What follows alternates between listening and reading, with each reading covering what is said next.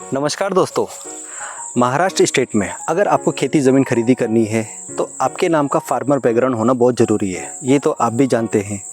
लेकिन आज के टाइम पे काफ़ी सारे लोग ऐसे हैं जिनका फार्मर बैकग्राउंड बिल्कुल भी नहीं है, पर उनका भी सपना है खेती ज़मीन लेने के बाद उस ज़मीन पर फार्मिंग करना, प्लांटेशन लगाना, कुछ ऑर्गेनिक फार्मिंग रिलेटेड कुछ ऐसी एक्टिविटी स्टार्ट करना, फार्म हाउस बनाना।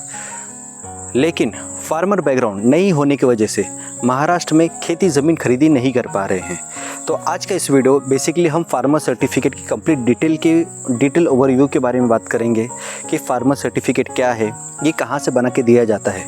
मार्केट में काफ़ी सारे लोग हैं जो ये सर्विस प्रोवाइड कर रहे हैं, लेकिन कुछ अधूरे नॉलेज के साथ में। तो मेरे साथ एंड तक बने रहिए सर्टिफिकेट के कंप्लीट डिटेल जानने के लिए।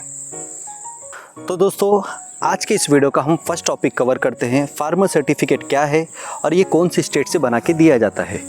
जैसा आपको मालूम है, महाराष्ट्र स्टेट में एग्रीकल्चर ज़मीन लेने के लिए नॉन फार्मर बैकग्राउंड को रिस्ट्रिक्शन है, लेकिन भारत में कुछ ऐसे स्टेट भी है जहाँ पे ये सारी चीज़ें रिस्ट्रिक्टेड नहीं है। आप इंडियन नेशनलिटी हो, आपके पास आधार कार्ड, पैन कार्ड है, आप उस जगह पे एलिजिबल हो खेती ज़मीन लेने के लिए। तो बेसिकली ये डॉक्यूमेंट बनता है मध्य प्रदेश स्टेट से। हम उस स्टेट से खेती ज़मीन का कुछ पोर्शन आपके नाम पे खरीदी करते हैं, जिसको महाराष्ट्र में प्रेजेंट करके वहाँ का फार्मर दिखाकर आप महाराष्ट्र में एंट्री बेसिकली ले सकते हो। ये प्रॉपर लीगल तरीका होता है। अभी हम आगे बढ़ते हैं पॉइंट नंबर 2 की ओर। पॉइंट नंबर 2 है हमारा, हम मध्य प्रदेश स्टेट में कितने हिस्से के अंदर वहाँ के स्टेट का फार्मर बन जाते हैं और कौन कौन से ऐसे लीगल डॉक्यूमेंट हमें प्रोवाइड किए जाते हैं जिसको प्रेजेंट करके महाराष्ट्र में एंट्री लिया जा सकता है। तो बेसिकली मध्य प्रदेश में आप 1 गुंठा या 3.5 गुंठा ऐसे 2 डॉक्यूमेंट बनते हैं जो खरीदने के बाद आप उस स्टेट के ऑफिशियल फार्मर कहलाए जाएंगे। और रही बात डॉक्यूमेंट पार्ट की, तो उस स्टेट में जब आप खेती ज़मीन खरीदी करते हो तो वहाँ उस ज़मीन का आपको सेल डीड दिया जाता है। वहाँ का 7/12, जैसे उस स्टेट में खसरा खतौनी ये वर्ड यूज़ करते हैं 7/12 के लिए, तो ये डॉक्यूमेंट सेकंड डॉक्यूमेंट के रूप में आपको ये दिया जाता है। तीसरा डॉक्यूमेंट, जो प्रॉपर्टी परचेस कर रहे हो उस प्रॉपर्टी का आपको नकाशा दिया जाता है। उस स्टेट का एक स्पेशल डॉक्यूमेंट होता है जो आखिरी डॉक्यूमेंट होता है और महाराष्ट्र में बहुत ज़्यादा ज़रूरी होता है, वो होता है भू अधिकार पुस्तिका, मीन्स उस स्टेट का प्रॉपर्टी कार्ड, जिसको महाराष्ट्र में प्रेजेंट कर आप महाराष्ट्र के किसी भी कोने में खेती ज़मीन खरीदी करने के लिए एलिजिबल हो जाते हो।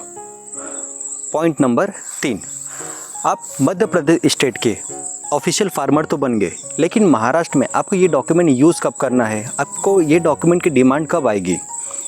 तो बेसिकली जब आप महाराष्ट्र में कोई ऐसी खेती ज़मीन देखते हैं और जिस दिन आप रजिस्ट्रेशन करवाने जाते हैं, महाराष्ट्र का सब रजिस्ट्रार आपसे ये डॉक्यूमेंट की डिमांड करता है कि आपका जो 7/12 है, जहाँ के आप फार्मर हो, उसका हमें प्रूफ दो। आपको एज अ प्रूफ में उस स्टेट का प्रॉपर्टी कार्ड, जैसे मध्य प्रदेश स्टेट का जो प्रॉपर्टी कार्ड मैंने आपको बताया, जिसे महाराष्ट्र में फार्मर सर्टिफिकेट बोला जाता है, आपको ये डॉक्यूमेंट महाराष्ट्र में सबमिट करना है, जिसको ऑनलाइन वेरीफाई करने के बाद एमपी के ऑफिशियल पोर्टल पर आपका खरीदी खत आगे इनिशिएट होता है। एक बार आपका ये खरीदी खत महाराष्ट्र स्टेट में हो जाए, फिर प्रोसेस आती है लीगल ओनरशिप की। लेकिन लीगल ओनरशिप तब मानी जाती है कि महाराष्ट्र स्टेट के उस ज़मीन के 7/12 वेबसाइट पर आपका नाम हो। तो ये 7/12 खरीदी करने के बाद 1 से 2 महीने में बनता है। ये जो टाइम गैप है, 1 महीना 2 महीना जो मैंने आपको बताया, इस बीच में महाराष्ट्र का तहसीलदार आपने जिस स्टेट का डॉक्यूमेंट प्रेजेंट किया हो, जैसा मैं इस वीडियो में एमपी की बात कर रहा हूँ, तो महाराष्ट्र का तहसीलदार एमपी के तहसीलदार या तो कलेक्टर, दोनों में से किसी एक पर्सन को वेरिफिकेशन लेटर भेजता है। ये वेरिफिकेशन लेटर 3 मोड से निकलते हैं, आइदर कुरियर के थ्रू, आइदर ईमेल के through, either hand to hand verification. Verification tehsildar के थ्रू जिस मोड से निकल रहा है, सेम मोड से रिवर्ट आना चाहिए। वो लीगल तरीका होता है, लीगल प्रोसेस होता है, जिसको वेरीफाई होने के बाद आप उस प्रॉपर्टी का 7/12 आपके नाम पे ट्रांसफ़र होता है। इस तरीके से महाराष्ट्र में आप लीगल तरीके से एंट्री ले सकते हैं, खेती ज़मीन परचेस कर सकते हैं। अब आप सोच रहे हैं, प्रोसेस मैंने कंप्लीट समझ लिया, खेती ज़मीन मैंने फाइनल कर ली, लेकिन प्रॉपर तरीके से फार्मर सर्टिफिकेट बनाने वाला कौन ऐसा प्रोवाइडर है जो हमें लीगल तरीके से प्रोवाइड करे। तो आपको कहीं जाने की ज़रूरत नहीं है, फार्मर्स एंड कंपनी आपके साथ में है, जो 16 वर्षों से 16 साल से इसी फील्ड में माहिर है, agriculture land clear title bill provide करने के लिए और फार्मर सर्टिफिकेट प्रोवाइड करने के लिए। अगर आप भी ऐसा कुछ प्लानिंग कर रहे हैं फार्मर सर्टिफिकेट बनवाने के लिए, खेती ज़मीन परचेस करने के लिए, तो सर्टिफिकेट के लिए लगने वाले जो बेसिक डॉक्यूमेंट है, पैन कार्ड, आधार कार्ड, 2 पासपोर्ट साइज़ फ़ोटो, ये 3 डॉक्यूमेंट आप मुझे शेयर करके आप अपना फार्मर सर्टिफिकेट प्रोसेस करवा सकते हैं। अधिक जानकारी के लिए स्क्रीन पर दिखाए जा रहे नंबर पर कॉल करें।